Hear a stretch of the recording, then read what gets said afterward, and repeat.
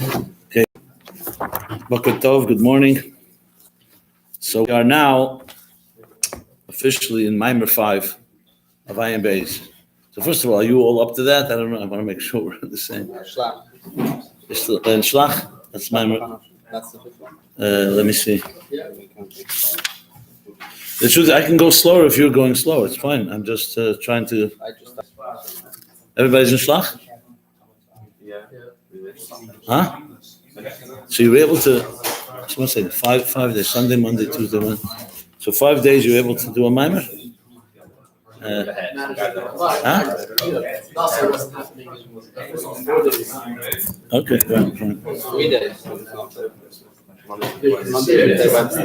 Okay, fine. Okay, so we're up to Maamar 5.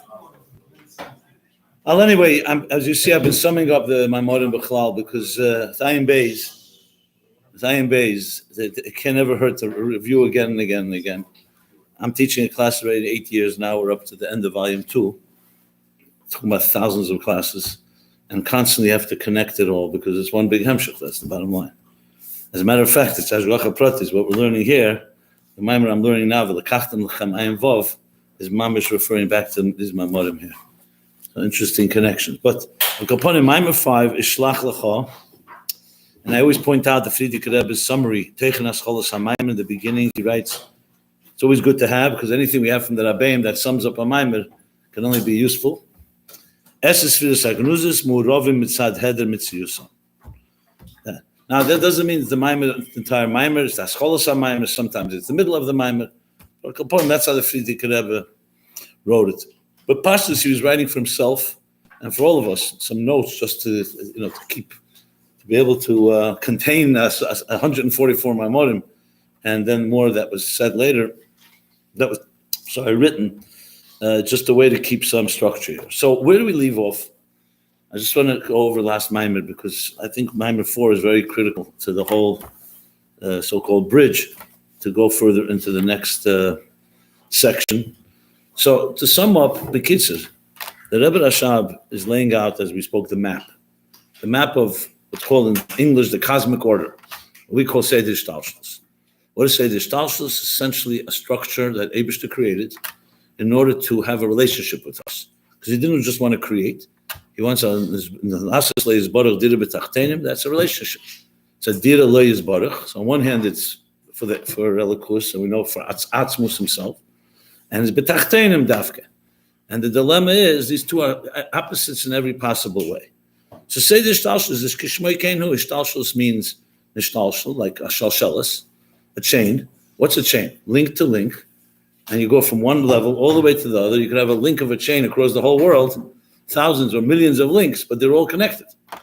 But in this case, it's not equal links because every link is so-called either a higher level or a lower level. And essentially, in simple terms of Aveda, a person's growing. What is growth? You want to measure your growth. It's basically, you can say, are you moving from Yasiyah to Yetzirah to Bria to Atzilus and Hecher? And within each world itself, from Malchus to Yesod, etc. So each level is technically really a level for us, like a rung in a ladder, like the Moshel given Sulam Mutzav Arza from the Pasuk by Yaakov. So it says Sulam Zot Tfilah. And the Zohar says, Chassidus explains, there was 4 rungs on this ladder. The 4 rungs are the 4 elements and the 4 sections of davening every day. I mentioned it in different ways it's explained, but Derech Klal is Bichas HaShachar, Psukkah de Zimra, Bichas Krishma and Shmones. Sometimes a little different, but that's the structure. So when we're davening, we're actually on a journey. We're not just saying words, if you're davening properly. It's a journey going from a more Gyeshezdika place. In the morning we are Meidani, so it's Neshama Ba'ape, we haven't yet begun, and we're climbing and we're growing in each level. So that's Seder Ishtalshlus. And it serves 2 purposes. One is giving us a logical explanation of how God creates existence, and it also gives us the tools to climb the ladder back and retrace the steps and reconnect, so to speak, to the Eibishter. So in a way, if you did it properly, you can identify where you stand in exactly what madrega, if you're so interested in doing so. Obviously, we're not Aveda for us. It doesn't come that easily, and it's not something that really has been focused on properly. So V'mela, we learn these inyanim, they're abstract ideas, but I'm trying to just explain that the whole purpose of this was to help us become more getlich, essentially, to prepare ourselves and to refine ourselves, I should say. Birur yesh, bitla yesh, refine ourselves in the world and to bring the Geula. Because the Geula is where the realignment happens, that this whole Seder Ishtalshus serves its perfect purpose to be a transparent memutza interface between Elokus and Welt.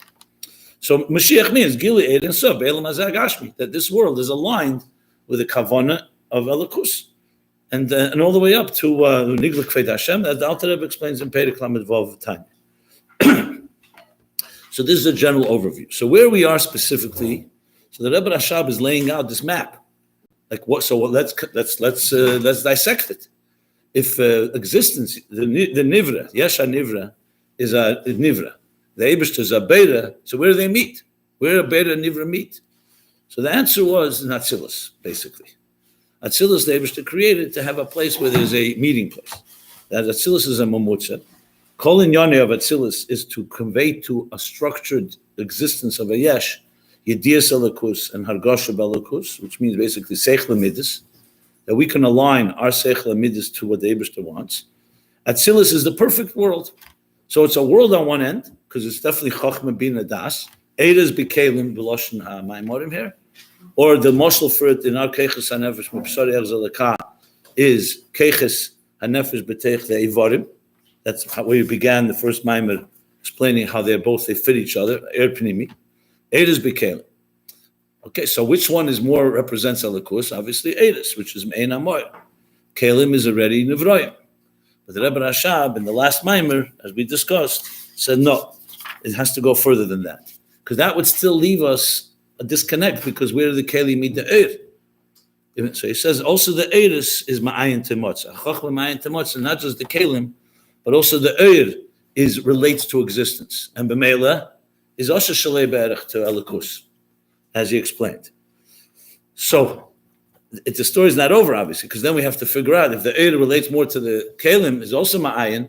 So what about the Elokus Shabazeh? Then the Elokus is compromised, so to speak, because now it's like on a lower level. So Rebbe Rashab is that you can trust him that he's going to go through all this very thoroughly, but you can't cover everything. So now he went to what happened in the last Maamar 4. The Rebbe Rashab continues and says that the Eidos are, on one hand, they are definitely related because they're Mitsuyarim, they have Chochmah Bina Das. However, they're rooted all the way in the Synesthesia Sagnuzis. So now you suddenly find the other side of the coin. It's true. The Eir is Shalei Be'erech to what? To Ein Seif. But it's not the Shalei Be'erech, the Eir HaGvul, which is the Sheidish HaEiris, as he calls it. In other words, the Eir Ein Sof, the Eir and Kelim of Chochmah and Bina, that's the Eir HaChochmah B'Klei HaBina, is rooted, the Eir HaChochmah is rooted in Chochmah of the Synesthesia Sagnuzis, Lifnei HaTzimtzum. So what does that do? That counters the other side. So you see that the Eiris are also still a reflection, it's still Eir. However, it's an Eir that's in the Tzura of Chochmah, or in the Tzura of Bina, etc. So now I was going to go into a deeper discussion, what is Synesthesia Sagnuzis? And so the last Perek, which I really didn't fully sum up, but the last Perek Ayin, in the last Maamar 4, the Rebbe Rashab concludes, and he basically says that Salmenu Sheidish HaEiris, Kidmusenu Sheidish HaKelim. So what does this achieve? This tells us that on one hand, yes, there is that Tzelem and Dmus, and we are created in that Tzelem and Dmus, which of course satisfies the most important part, that we have a connection. We have something to hold on to. If a human being was not created, but Salmenu Kidmusenu, then again, we remain Nivraim, and there's nothing in common. But the Eibishter created that Tzelem and Dmus, which of course means not the Eibishter's L'maylam called Tzelem and Dmus, but he manifested himself, Mislabish, through Eiris and Kelim and Atzilus.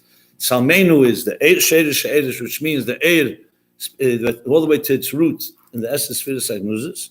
The Kelim all the way to its root in the Keyach HaGvul, not the Eir HaGvul. The Keyach HaGvul, there is Shimu. So there's Eir HaGvul and Keyach HaGvul. And this is how we have now the ladder that I was talking about, the bridge, by connecting our existence to the Tzelem and Dmus in which we were created, Tzelem and Dmus of the Eibishter. What happens there? We are not only connecting to the Keyach HaGvul, which is the actual Keli, The Maamar is the Tzir Mugbul, but also to the Eir Hagvul, which goes all the way to the Synesthesia second. So therefore, we have now the reconciliation that on one hand, Atzilus is Gilead Helam. What's the Gilead Helam of Atzilus? It is the Gilead Helam because the Eiris, even though they have Atzir in them, but they're rooted in the Gilead Helam from Synesthesia second. I'll explain that in a minute with a marshal. And we have also Mitzad Keli, which is the structure, is also rooted in a way Gilead Helam to the Keach Harishimo, the Kirishimo. On the other hand, it's Yesh Ayin, because Be'erach, this is all Be'erach to Sheresh Eiris. What about Ein Sof? That's L'mayla for Shereshes. Synesthesia Segnuzis is not the beginning. Like he brought from the Alter Rebbe, that all the Spheres, even Spheres Saint Ketz, I'm reading from in chapter, in Pedikut Zayin. It's very critical, where he brings from Shishim, the Bir, the Shishim Hema Malachis, Ksav Yad Harap Zal. It's a 6 lines into Pedikut Zayin. I'm just saying that because this is a critical Maamar. You have to always know it's a very sadistic Maamar. Because Ksav Yad Harap, Rapinchas Reizes wrote Hanochas of the Alter Rebbe, and I'm just going to read it because I think it's vital. The whole Sphira, Lo Shayach Likri Ba'atzmusei, Umuhusei, Rag B'chinas Ein Sof, Shom Shayach Likri B'Shem Sphira, Aval Lo B'chinas Esses Sphiras, Ki Gam B'chinas Ein Sof, Ein Misper, Aval Muhusei Ba'atzmusei, Lo Shayach Shom Sphiras Klal. So essentially you have 3 levels. Ein Sof Mamish is not Shayach Sphiras at all. Then there's a level of Sphiras Ein Ketz, unlimited Sphiras, and then there's the Esses Sphiras Agnuzis is 1 Eifen, 10 spheres. And all this is Lifnei Tzimtzum. And the Esses Spheres of Atzilus are a Gilead Helam from the Esses Spheres Agnuzis. So the mashal I always give, and I've given here as well, I think it's a good mashal just to verstehen, to give some musig in this. And there's other mashalim too. I'm just using this one, it just works well. So you have an artist who's painted a piece of art. One piece of art. This piece of art is the nimshal is the Esses Spheres. It's one structure. Has a sky, has a horizon, has a bird, has a water, whatever the painting is. Then you have the vision of the artist that he invested in this. In other words, before he painted, he didn't just get by and start painting a painting. He envisioned in his mind what he wants to create. Then you have, even further than that, you have this artist could have painted other paintings. As a matter of fact, in Ayin, he could have painted infinite amount of paintings. Ein Ketz. The only Hagbolah because he's a human being. He can't paint forever. But in Ayin, it's not one painting that he has. And then even further than that, someone says, okay, so what is Muhusiv Atzmusi of this artist? Being an artist? No. Muhusiv Atzmusi, maybe he's not even an artist. He could be a lamdan and a gon and a father and a husband and 1,000 other things. So what's in the Nimshal? The Eibishter is L'mayla M'kol Einyanim. He chose to become an artist, so to speak, a creator. He chose to become a beta. And he had infinite possibilities how he's going to create existence, which is the infinite possibilities of the artist. And then he chose, among these infinite possibilities, I'm going to do it through Esses Sphiras, Chochmah Bina Das. But it's all still in the so-called Machshava Kavyachol of the beta, of the creator. In this case, the artist, the cosmic artist, if you wish. Then comes the Tzimtzum and everything that follows that brings the art into reality. Because remember, as long as even Sphiras Saint Ketz is shining, there's no room for anything to come. The artist has to be Magbil himself, Kav Yochel, or Magbil his Eid, I should say. And that becomes Eid HaGvul. So the Eid HaGvul, we're going to learn a little later, is really just a piece of Bligvul. The Eibishter took a big Bligvul and took one part of that, one Eifen and one Bligvul he chose. So Be'etzim, it's the artist, when he's making one art, he's really still, for him, it's Bligvul. It's just a Bligvul in the shape of a Gvul. From our point of view, we only see one piece of art. Basara Mamoris Nivrei Elam, rooted in the Esses Sphiras. That's what we see. But as we're going to learn, in these Esses Sphiras is concealed the artist's, all his possibilities, and even the fact that he's not even an artist. So in the Lashon that he says here for Rabbi, the Maamar from Shishim Heim Melachos would be that the Esses Sphiras is the art, is the structure. Esses Sphiras Agnuzis is how the artist envisions that structure, which is really, so to speak, among the Sphiras Saint Ketz. Sphiras Saint Ketz would mean all the possibilities. And Mehusiv Atzmusei b'chal not Shayach Sphiras. The Eibishter is not defined by being an artist or a beta. Even Eir not, which I'm not going to go into Eir right now. It's not negated in your name. So therefore, what you have here is two sides. So what's been established is that the Esses Sphiras of Atzilus are not just nivroim. They're not just structure. They're a structure that's rooted in the artist's so-called machshove, or in his vision, however you want to call it, lifnei hatzimtzum. And then it manifested after the tzimtzum into a real structure. So now when we connect, let's talk about the nivroim now. We connect from Bria Tzidasiyah to Atzilus, to Tzalmenu Kidmusenu. Essentially, you're aligning yourself to a structure that the Eibishter created, which is rooted all the way in these highest levels. At the same time, there's also Shalei Berech, because Musav Atzmusei, like he says, is higher than Sfiras altogether. So I'm not saying all the questions are answered, because now the question is just going to carry over. Ebazei, the highest place we can connect to is Eira Gvul. So do we connect to Eira Bligvul? Do we connect to higher than Eira Bligvul, to the levels? So the answer is yes, but that's going to come a lot later in the Hemshech. Not a lot. It's going to come, I would say, in 40, 50 pages, you'll start seeing how the Rebbe Rashab starts addressing that. But the Hemshech Ayin Beis is all about what I just said now. He's going to climb all the way, and he's going to go all the way to Atzmos Mamash. That's what's so unique about it, because you're not going to find any Maimorim that lay this all out in one place. You know, when you look Chassidus, you're going to find a piece in this Maamar, a piece in this Maamar. Here the Rebbe Rashab lays out. Where I'm learning now in the daily shir I give, which is at the end, as I said, in Ayin Vav, we're talking about a Maamar 139. We're now Maamar 5. That there he's connecting it all to Atzmos already. I mean, even before that. But you can't figure out how to connect Atzmos if you don't figure out, first of all, how do you connect? It's like someone that's barely able to prava one siskaf in his life is suddenly jumping into Atzmos. It doesn't work exactly like that. You have to first figure out how to get beyond your lower levels. So that's the general picture. Just to make it a little more b'muchish, you know, it says the animals will never attack a human being. That's what it says as far. Why? Because the human being is created b'tzelem Elokim. And the animal senses that tzelem Elokim, he won't attack a human being. So frechtig the shayla, what do you mean? We see animals attacking humans all the time. That's not only Daniel, B'nei Varayis, that wasn't attacked. So the answer given in this forum, I think Chassidus brings it too, is because the animal doesn't see the tzelem Elokim. Through chet eitz adas, and then through other chatoim, the tzelem Elokim can be concealed. So he sees a human being. He doesn't see the elokus that we're created, because it's like there's a master, like a kisri v'hester. That Mashenk Daniel, by him, shown the tzelem Elokim. The same thing to hear the stories with the Frierdiker Rebbe, the Alter Rebbe, when they were in prison, how they were respected. The Frierdiker Rebbe was sitting with talis and film, because even the Ummah and Mamish will recognize something. What's my point? My point is that we in this world, even though we're created with Salmenu Kidmusenu, doesn't mean it's Begoli. So the first Aved is that you should look, you know, when you ask a person, are you making a Kiddush Hashem? You're making a Kiddush Lubavitch, are you representing the Rebbe in the right way? You're basically saying, are you aligned? Your Gashmiz Dika Guf and Neshama, is it aligned to Atzilus, essentially? I understand that's a high madrega. That would be perfection. My point was, I just want to put it into simple atheist, that's really what we're trying to do. Take your yesh guf and neshama beguf v'nefesh habamis gashmi v'chumri and try to align it somewhat. How do we do it? Through Torah.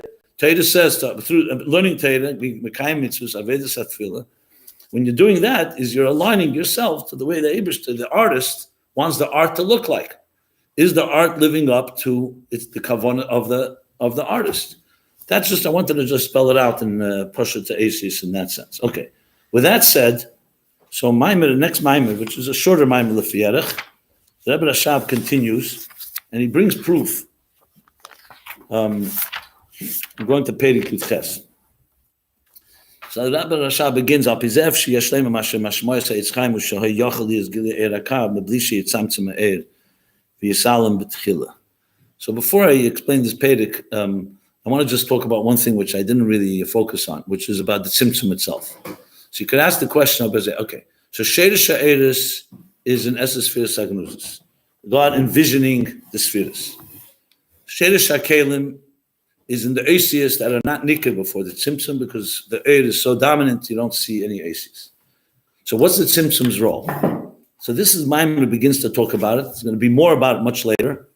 What's the tzimtzum's role? The tzimtzum's role is, going back to the mashal of the artist can envision, even though he moved from bligvul to gvul, meaning from infinite possibilities, Sfiras Ein Ketz, to one possibility, which is Esses Sfiras, That still doesn't mean you have art created. There's no creation yet. This is all beteich, so-called atzmusim uhuse of the artist. This is all his own processing. It would be like an author thinking of an idea, but he didn't write it down yet. The tzimtzum's role is to allow the structure to emerge. Because remember, in the presence of Bligvul, in the Lashon of the Eitz Chaim, which is going to quote here, there's no room for anything. There's no room for Esses How is suddenly Esses is going to emerge in a distinct, structured way when they're in a big yam of Bligvul? I mean, put it simply, that the Mashal the Alter Rebbe gives with the teacher. If there's a brilliant, infinitely brilliant teacher, so even though in his mind he wants to teach a class in, let's say, Ayin Beis, or in Hilchos Mukfai, so whatever it may be. I'm not saying that the Kailul teachers are in the Darga of Ifnat Tzimtzum. I'm just trying to say, it's just as a mashal. So the Rav wants to teach. So he could be preparing a shir in his mind, but the bottom line, if he lets his own brilliance shine, the students won't be makabel. They won't even have room to be there. So the Rav has to be mitzamtzim himself. What does that mean? He has to conceal all the possibilities. The artist has to conceal all the Sfiras Ein Ketz, because in the presence of Sfiras Ein Ketz, what's called in the presence of divine consciousness, if the Rebbe was glowing, but with Libli, Halomis, Vesterim, and Tzimtzumim, like we see Moshe Rabbeinu, the Eden couldn't look at him. Why couldn't they look at his face? Because it was like a Gili of Ein Sof. Or just like the Eibishter tells Moshe Rabbeinu, Lo Yireini Odom V'chai, you can't see me and live, because if you see me, you're not going to have any room for any independent existence. Even on the lower level, the Gemara says that Heshit Atzboy, if the Eibishter sticks out his finger, the Malach will burn up. Why? Because you need a tzimtzum. So the tzimtzum's role is to create the space, so to speak, for a zulas, for another, which really means to create the space for the Esses Sfiras to manifest. So the tzimtzum's role is really to conceal the Eir HaBligvul and to reveal the Eir HaGvul. And now, amidst the Sfiras Ein Ketz, the Esses Sfiras start taking shape. That's basically the Nekudas Advar. So that's the Chiddush of the Arizal in Tzimtzum. There's a lot to be said about it. I'm not going to go. This is not the Maamorim about Tzimtzum. There's much later. Rabbi Rashab elaborates at length what the Tzimtzum exactly is. I just want to say it in context, how you get from Sharshei Eris Lifnei Tzimtzum to the Eris of Atzilus in the Kalim. The Esses Sfiras Agnuzis cannot fit into Kalim because there's no Kalim, there's no structure even. So the Tzimtzum allows for the Eris now to start taking shape, and ultimately in Atzilus they will take enough shape that they can fit into Kalim and they won't be Shviras HaKalim. Even Toyu, the Eris are Merubim, are too intense for the Kalim. Imagine Lifnei Tzimtzum or B'chlal is entirely Bligvul.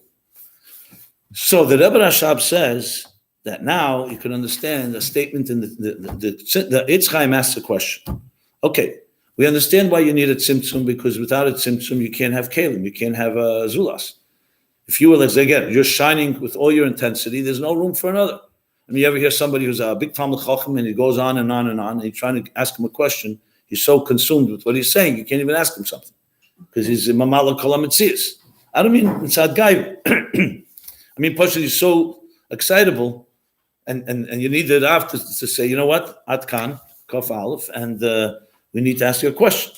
So fine, that's the Tzimtzum's role. But the Eitz Chaim asked a question, so why did there need to be a whole Tzimtzum B'derech Siluk L'gamri? Since afterwards a Kav is going to come anyway. Remember, the Kav is the stream.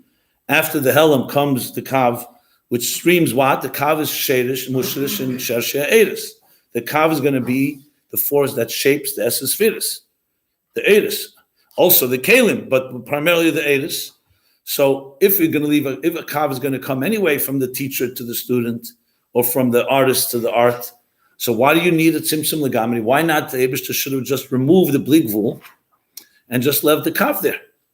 Why do you have to complete silence, and then your mamsha? Why does it have to be a hefsek, so to speak? And chazer v'hoyer of the Kav. Just leave a Kav. Conceal all the Bligvul and leave a Kav.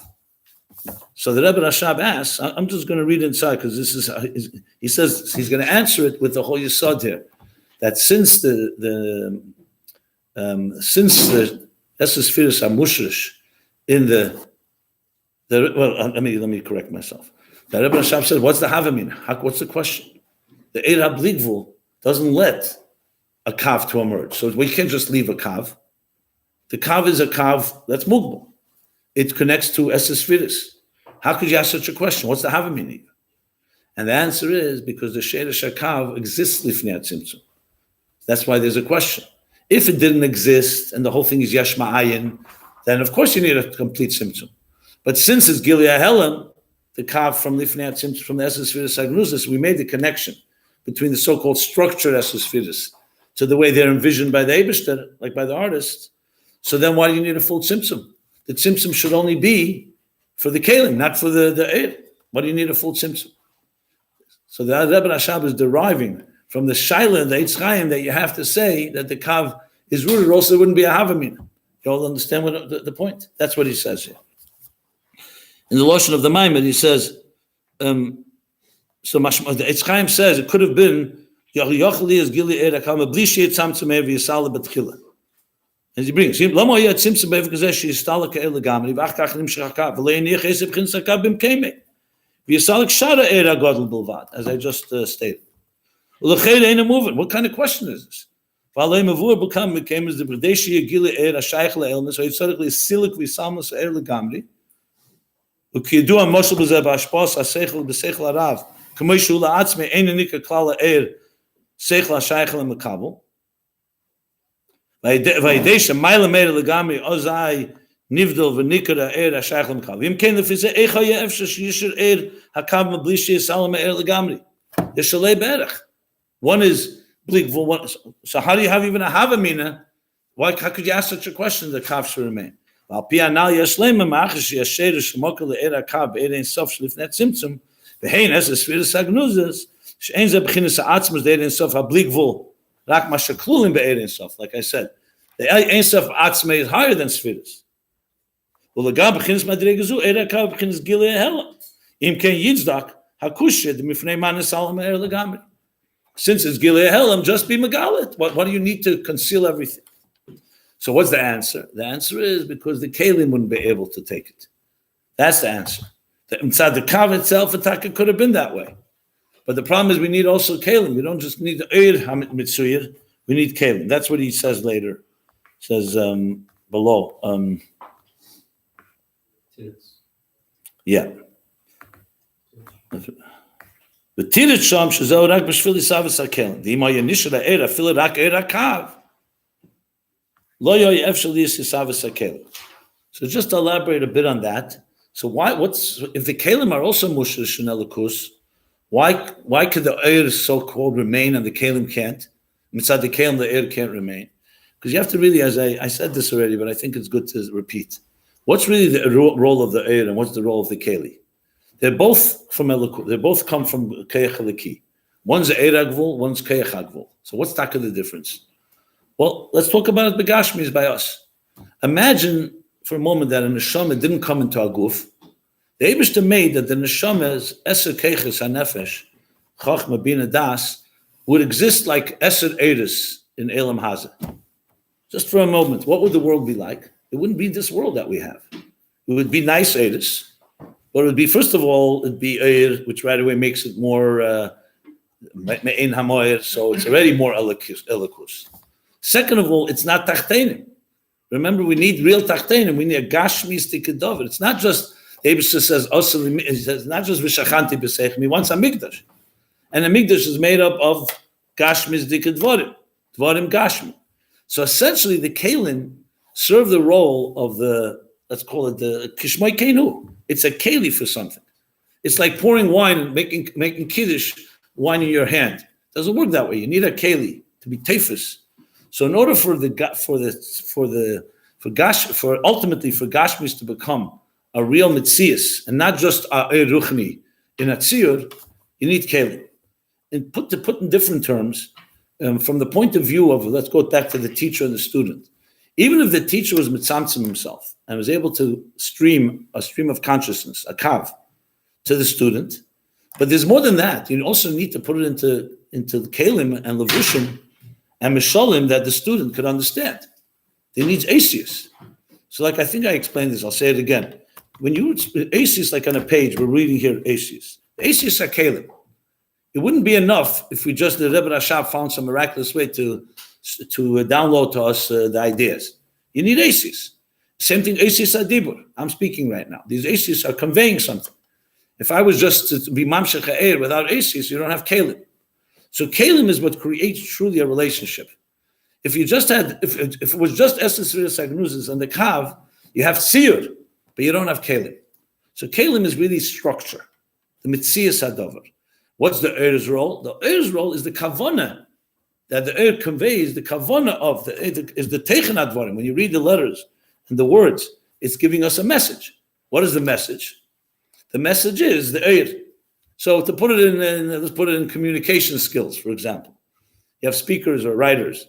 So you could find a good speaker or writer. What they really master is the ability to put their ideas into eris and kelim that are tailored in a perfect way. That when you hear it, it's smooth. You'll find sometimes someone who teaches or speaks, and they're saying great ideas, but they don't have kelim. They don't have the ACS, or their ACS are limited, or they're all jumbled up. I've heard talks where a brilliant teacher, but he tells you Gimel before Aleph. So it's like one big jumbled mess of ideas. So his kelim are lacking. Sometimes the opposite. There are people who are great speakers, they're polished, and then afterwards you ask yourself, what did they say? Garnish. They just know how to hypnotize a crowd with good jokes and stories. And then you say, what was the teich? Garnish. Or minimal. In other words, you can have a lot of kelim and little eris. You can have a lot of eris and little kelim. A true communication, a proper one. And this, by the way, is not just communication, it's also love. It's also a relationship. A true relationship is there is a measure of eris fits into the kelim. So the way you're saying it and what you're saying are fit with each other. If the teichen or the oyer is stronger than the keli, it's not going to come across that well. If the keli is stronger than the oyer, you're not going to get a message. I remember, without saying names, Rabbi told me once that a certain guy, he was a good speaker, he said to me, kann mazbe sein Ayin seit zweiten, was allein versteht nicht. Which was interesting, also Hagdar. Whatever that means. Maybe you could say it's a mile, he's so bottle, he doesn't have to understand, it's just a chamashpech. It's just going through him. But the point I'm making here that so going back to the way the Eibishter created it, you could say the Eibishter separation is bottle of kimas u'shmayim v'sa'oretz. Nami maimerhu. Why did he have to say yehi oyer, yehi rakia, and teitzi eretz desha, and yehi me'eres, all the asarim amoris? Because that would be in the Eibishter's machshava. Chassidus says, b'maimer echad yochel ibaris. Yeah, but then it would all be nichel, like in one keichiyuli or one concentrated point, and you don't have the structure of existence. So first the Eibishter did was he created a cholas dikayesh, like taking a piece of clay, and then you have to shape it. Yehi eir. The Eibishter says yehi eir is one hamshachet. Yehi rakia, a tziyur ha'esis is different, as the Alter Rebbe explains in Shaykh V'Amuna, and of course the creation is a different creation. So essentially that's the role of eris and kelim. Okay. Now going back to this Maamar, so what does the Rebbe Rashab continue speaking about?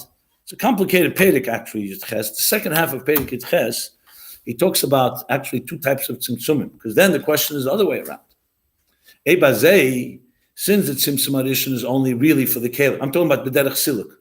A kav would also need a tzimtzum, because to get even a kav, you have to, but the kav could have been left there. It didn't have to have the total pause, total hefsek, total siluk, so to speak, total helen. So then it comes, Ebazei Kumta is a strange thing, that the tzimtzum effect on the kav is different than the tzimtzum effect on the kelim. And he says, Einachanami. That's it's true. The tzimtzum effect on the kav is more gilui helen. It's in order to be reveal the gilui, you need to conceal the whole oblique wool. And then what your megala basically is the essence spheres agnuzis. After the tzimtzum is the kav, which will create the essence spheres agluyas in atzilus. And the kelim taka need a complete tzimtzum. It's not enough, that type of Gilead hell. But here's, I think, the first place that Rebbe Rashab also introduces the two shittas, Eres Mitziyarim and Eres Pshutim. It's the second half of Perek Yitches.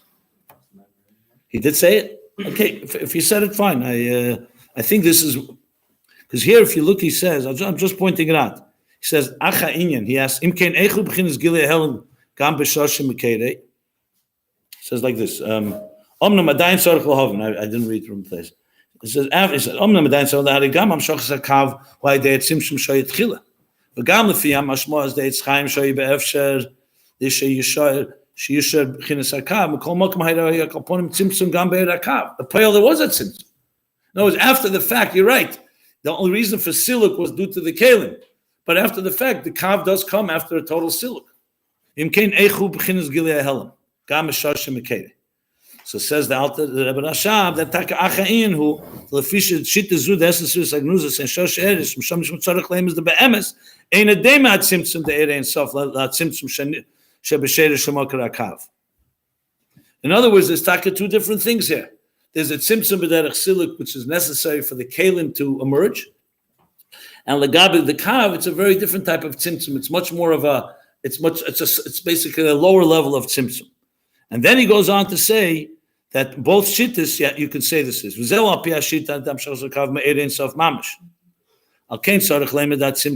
shitta that the kav,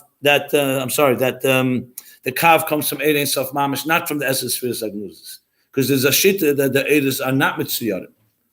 And maybe I should elaborate a bit because I'm just jumping into it. Because everything I've said till now, like this whole thing that the artist envisions is according to the shitta that the kav has tziyur, and it's rooted in the so-called tziyur in the Ebershter's Esses Firas Agnuzis. But there's another shitta, that the kav is rooted in Ein Seif Mamish, and the kav does not have spheres in it. There's no tziyur. He's going to say, if you look Mamish to the end of this Perek, he's going to say, Lefi HaMavur Kan L'Shita Anal, Ayin Beis goes according to the shitta of Esses Firas, the Esses Firas Agnuzis, that the Sheresh HaKav is in tziyur.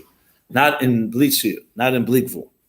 But he's explaining that according to Blikvul, then for sure you understand why the Kav needs a tzimtzum completely. Because how do you go from Blikvul to a Kav?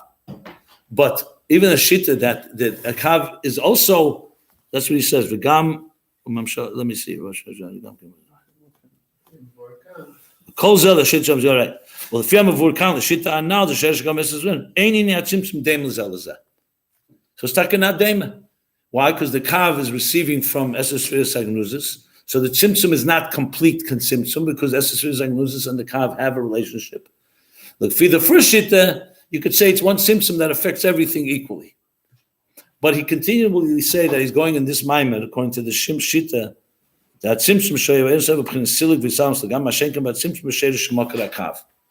So this is a chiddush, of course, because you never usually hear that the tzimtzum's effect on the Sheresh Shemakar Akav, which means Esses Firas Agnuzis, is different than its effect on the Kalim. Okay.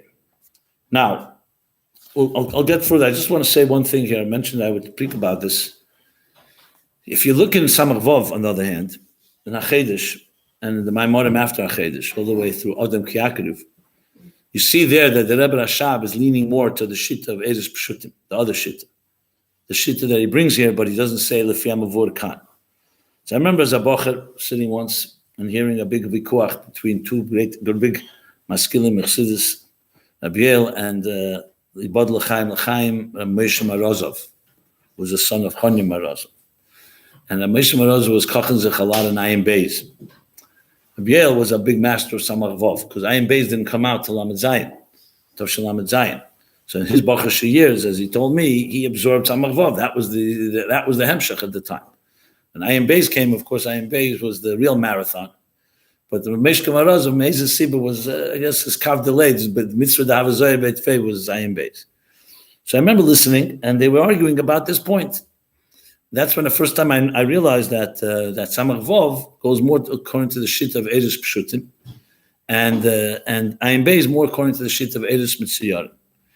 So I asked them, I remember, I said, so what tak is the reason? I mean, why did Rebbe Rashab choose? Was it a random choice? Some of Vav is giving Eres Pshutim, and obviously there's overlap. Both of them bring both shittas. Chassidus, at the end of the day, speaks about these inyanim on both shittas. That I mentioned that in Bas Legani, Tovshin Tezvov, and the Maamar Shabbos B'Shal, and the Sichos B'Shalach, Tovshin Tezvov afterwards, the Rebbe explains clearly, which is really obvious, but the Rebbe says it beferish, that all shittas are true. This is Mamayla Lamata, Mamata Lamayla.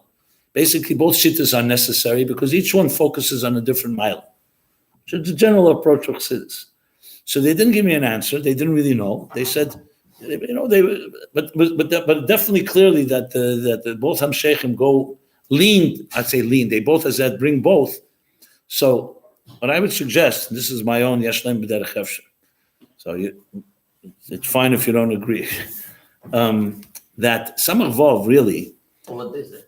they didn't answer. They said they don't know. At the time, remember, some of Ayin Beis had just came out. It wasn't really fully, that part of Ayin Beis was always here. We had the first, Til Vayigash Ayin Gimel, we had in Kupir.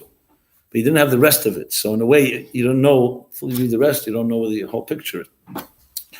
It seems to me pretty begoli. The more I learn it, the more it's clear, is that you have to also remember the order. Samach Vav comes before Ayin Beis. The Samach Vav, the yesod of the whole Hemshech really, is Aveda B'Keach Atzmei, the mile of the Eved, Ben Shenas Eved.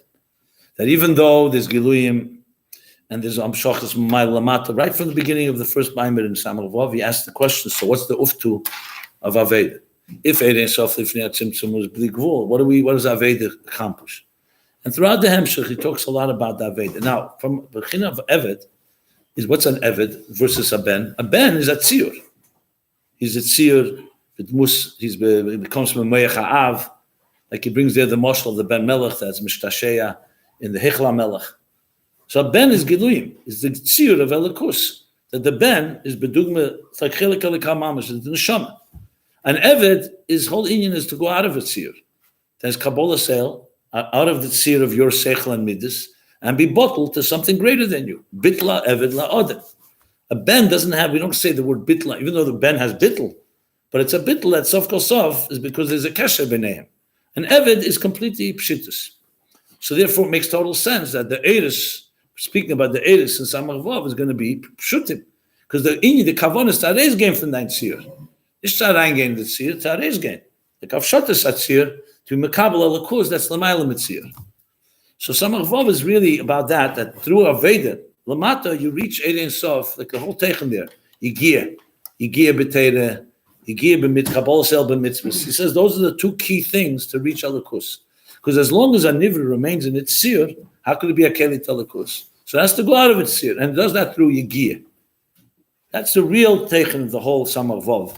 I mean, obviously, there's a lot more to it, but this is a critical, the real punchline. And you see it throughout Samach Vav, especially in the later Maamar. So therefore, it is pshutim. The Inyan is Arei's game for Tzir. So basically, Samach Vav is Mamata Lamad. Ben Shanasa Eved. Ayin Beis, which follows Samach Vav, once the Rebbe Rashab established the idea of Arei's game from Zich, remember the Kavon is the Chfort is L'zayin Eres Bekelim, and it should be Dire B'tachtenim B'slapshus. We know Mamata Lamayla is a very high Madrega. Tefillah is Mamata Lamayla, but you also need Teirah. And so Ayin Beis, as you shall see, focuses a lot more. Again, both, I will not say they're mutually exclusive. Ayin Beis has hundreds of pages on Tefillah and Mamata Lamayla. But overall, he always comes back to, okay, so how are we now Mamshich? I would say the other way around. Eved Shanasa Ben. Now, once you've experienced that total Kabbalah sale and total Yigiyah and Arei's game for Zich and Bittul, now we have to bring back Elikus within you, which is such a, you say there's the theme in all the Rebbes by Morim and Sichas, that what's nicht genug Arei's game, it's not just a Skafia and not just Arei's game for Zich. Kabbalah sale now has to come into Giluyim. And now the Kabbalah sale and the Pshittus has to come into Tzir.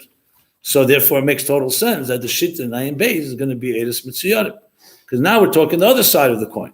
How to bring it into the Tzir Welt. And it's not a stira. Because it all depends on what you're talking about. It would be like, is there a stira between the fact that Aveda Satfil is through your effort and Teirah comes, I'm Shacham Amal? No, you need both kavim. You need a Susa de Leila, you need a Susa de Latata. So if you're talking about more Mitzir Sa'elam, Ayin Beis focuses on bringing it into the Tzir of Welt, which of course is necessary for Dira B'Tachtenim, for the Geula, and so on. If you're talking about the Aveda of going Areis from Zich, that's more Samach Vav. Again, there's plenty of overlap, so it's not, again, mutually exclusive. So I wanted to just say that because I think it helps understand a lot of things. If we learn both of Amshechim, you'll see that this is very apparent at some point. It becomes very much when you start seeing the Hemshech HaDvarim. So finally, let me say this. The rest of the Maamar, it's not, as I said, it's not, there's only really one more Perek. Then there's the end of the Maamar. So the Perek Yutes, the Rebbe Rashab starts laying the ground of what is this Esses Spheres Agnosis. It says, Va'inyan hu, Perek Tezvav, he says, Tezvav Perek Tezvav, the B'sher Shemokar HaKav, K'may Shekol Be'en Sof Yesham Esses Spheres, and these are Esses Spheres Agnosis. So he's coming to explain more. So what's this relationship between the Esses Firis Hagluyes in Atzilus with Esses Firis Hagnuzes Lifnei Atzimtzum? That's the taken of this Perek. The Ayin Shein Gnuzes when Elam Zayin Sev Hayin Shein Klulim Umiyochodim Bo Shein Mitzias LaAtzma. So what's the difference between them? The difference is you can't say they're the same thing. You could say one is rooted in the other. So if you go back to the moshel I gave of the artist, what does the artist have to do? But think of yourself a moment. Let's say in your mind you're mitzayer that you want to do something today. You want to build something. You want to write something. What's the difference how it lies in the tzir in your meyach and how it comes bepel on paper or in ma'aseh bepel in action? Besides the fact that it gets a mamoshes, but what process do you have to go through? So what he explains here is that at the level of Esses Sfiris like Nuzes, the Esses Sfiris are not really Sfiris. Why do we call them Sfiris? Because God is envisioning the art that he wants to create. He's envisioning Yehir or in the Lashon of the Sfiris, Chochmah, Bina, Das, and so on. But in his vision, Chochmah doesn't have any shape and form. It's because Chochmah is not the Kavanah. The Kavanah is to create a structure. Think of the artist, he's envisioning the whole art. The art is made up of details, but his focus is not on the details. His focus is on the overall vision. He wants to convey, let's say, like the three paintings the Rebbe Rashab and the Friedrich Rebbe writes about. The painting conveys a battle scene, a field. It's not negay the prat whether there's a bird on a twig, not twig, on a stalk. Good, yeah. It's a gate that he wants to convey a feeling, just like, or let's say a Maamar. Even though there's Asius here, the way it's in the machshava of the mechaber, he's not thinking about the Asius per se. That's the second madrega. His kavon is what do I want to get across? So therefore, the Esses Sfiris Hagnuzes, everything there is mixed, as he says, meravis. Those are loshon lamis. Kol mechad m'shein b'chinas mitzilas b'chinas mitzilas nikeres. Yeah. Ve'em esif from shum riboy. Where did they say the word meravis? I thought I saw that. Okay, maybe it's afterwards. Fine. This is the taken of this Perek, of that basically that the Eiris of Esses Sfiris Hagnuzes are the Sfiris, but they are still completely pshutim, because all they are is really part of one picture in the mind of the Eibishter. When he continues on in this Perek, let me just look for a moment. Oh. Yeah, the whole What? Yeah. Well, so I'll say one thing because of time. So he gives the dugma of Matan Torah. That by Matan Torah, Zereinas Anishma, Shemenes Anira. Why? Because it's a strange phenomenon. Suddenly you see sounds and you hear sights. What's Eibish's Weisen Kunsten? What is this? Like a magic show, you know? So there's actually a concept today called synesthesia. There are people actually that have that. There are people who have the concept where there are different people, we know them, that when they see something, they hear a sound. A color blue evokes a sound in them, and a sound evokes a vision. They actually see a color. When we hear a sound, they see a color. Maybe imagination. But check it out, synesthesia. It's been proven because they did blind tests, 2 different people in different rooms, and they asked them, what did you see? What did you hear? So there's something there. Now, if you think about it, it's not such a pella. That's what he says here. Because what taka makes the difference? Why do you hear sounds and see sights? That's because there's a tzir. But if you go back to Sheirish Be'etzem HaNefesh, Keich HaRiyah and Keich HaShmiyah, they're not yet up on actual sight, an actual sound. So technically, if you were to go to the brain and rewire the line that goes toward the ears and the line that goes to its eyes, and you change the wires. I don't mean begashmis, obviously. I mean the neural connections. So in Inyan, why not? It's not atzmizdik, it's chiluk between Riyah and Shmiyah. So what he says here is that when you go into the Etzem HaNefesh, the Keiches HaKlulim B'Nefesh are not yet shaped forms. And there are many examples for it. I think we need more time to elaborate. Maybe I'll do it next week a little more, what this means. But the point is that this is a Yesodus Dikunakuda because it tells you that the way the Eibishter creates things is first it starts off in a way that's not formed yet, and from that will come. For example, even the conception of a child. If you were able to see that one cell, when an egg was fertilized by the seed, and something was conceived, and you were able to see under a microscope, what would you see? Or if you look at a seed, a seed planted in the ground, a grain seed, an apple seed. A seed, I'm not talking about a tree. What do you see in the seed? So one Maamar that in Yom HaSheni, Tafresh Be'eh, the Frierdiker Rebbe says, and scientists say that when you put the seed under a microscope, you'll actually see in very microcosm, and very small, but the Mosaic Ampin, you'll see some of the seed of a tree. That's what he says. But even if you don't, this seed is going to grow into a tree. Explain to me how this big tree is all lying in one seed. So you have to say that there in some way, everything that's there, because remember, everything that you're going to be as a human being, once the child is born, was all nichel in that first cell. Nothing was nischadish.